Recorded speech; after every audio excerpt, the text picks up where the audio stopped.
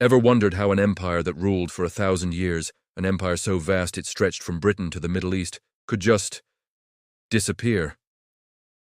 We're talking about the Roman Empire, a civilization that gave us aqueducts, concrete, our legal systems, and so much more. Its collapse wasn't a single event, but a slow, agonizing decline that changed the course of human history forever. So, what really happened? Was it a sudden invasion? A slow burn of internal decay? Or something else entirely? Today we're diving deep into one of history's greatest mysteries, the fall of the Roman Empire.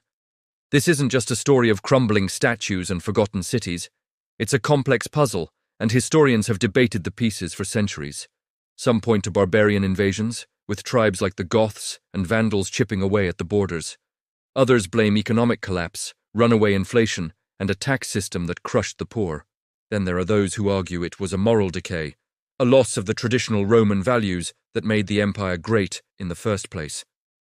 The truth, as is often the case, is a messy combination of all these things and more. Let's start with the most famous culprits, the so-called barbarian invasions. The image of hordes of warriors sacking the city of Rome in 410 and again in 455 is powerful.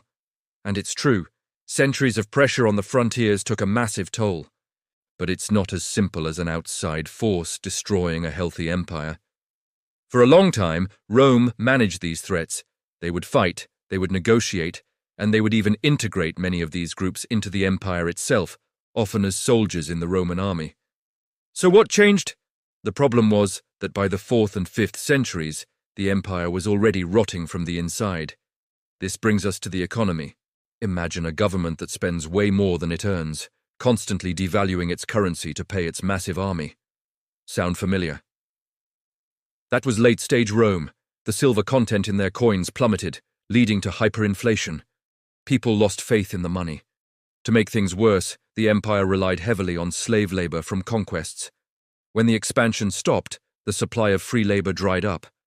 Wealth became concentrated in the hands of a tiny elite who owned vast estates, while the middle class was squeezed into poverty and the poor were burdened with crippling taxes they couldn't possibly pay. This created a society of extreme inequality and widespread discontent. Internal politics were just as chaotic. The period known as the crisis of the 3rd century saw a revolving door of emperors. In just 50 years, more than 20 men claimed the throne, and most of them were assassinated. This constant civil war drained the treasury, weakened the army, and made it impossible to govern effectively. The empire became too large and unwieldy to be ruled by one man from one city. Emperor Diocletian tried to solve this by splitting the empire into an eastern and a western half, each with its own ruler. While this brought some temporary stability, it ultimately created two separate entities that grew apart, with the eastern half, what would become the Byzantine Empire, thriving, while the West continued its downward spiral. Let's talk about the army. For centuries, the Roman legions were the most formidable fighting force on the planet. But by the late Empire, this had changed. The army became filled with barbarian mercenaries, soldiers who fought for pay, not for loyalty to Rome.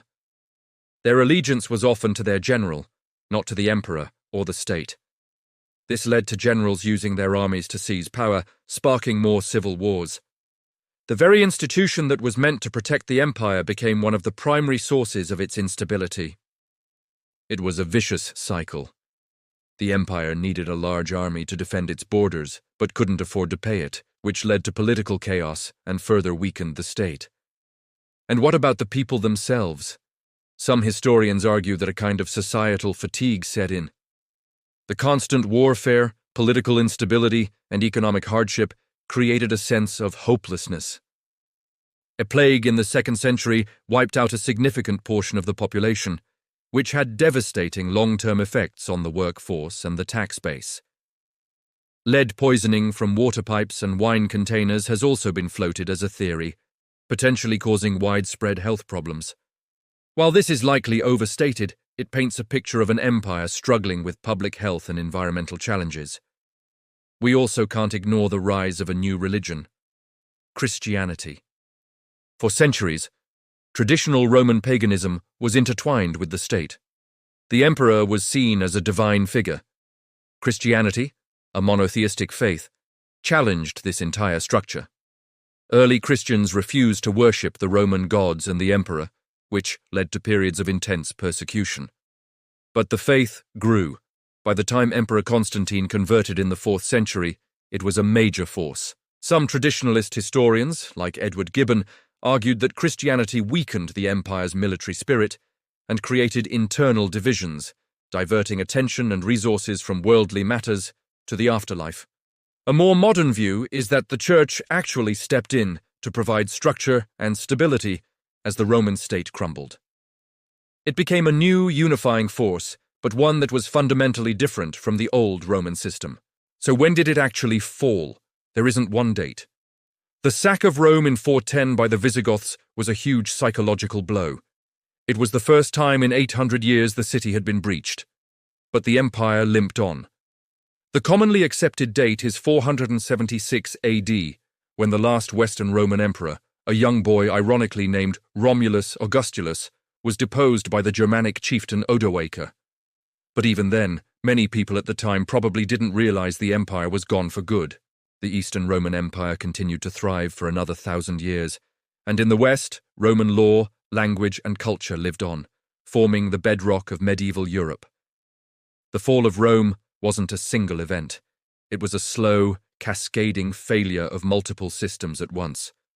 It was political instability, economic collapse, environmental pressures, and social transformation all hitting at the same time. The barbarian invasions were more of a symptom than the cause, the final push that toppled a structure that was already hollowed out and ready to collapse. It's a powerful lesson from history about how even the mightiest empires are fragile, and how a combination of internal weaknesses can leave them vulnerable to external shocks. The story of Rome's fall is a cautionary tale that has echoed through the ages, reminding us that no civilization, no matter how powerful, is guaranteed to last forever. Thanks for joining me on this journey back in time. It's a massive topic, and we've only scratched the surface. What part of Rome's fall do you find most fascinating? Let me know in the comments below. And if you enjoyed this deep dive, make sure to like this video and subscribe for more explorations into the biggest questions of history. See you next time.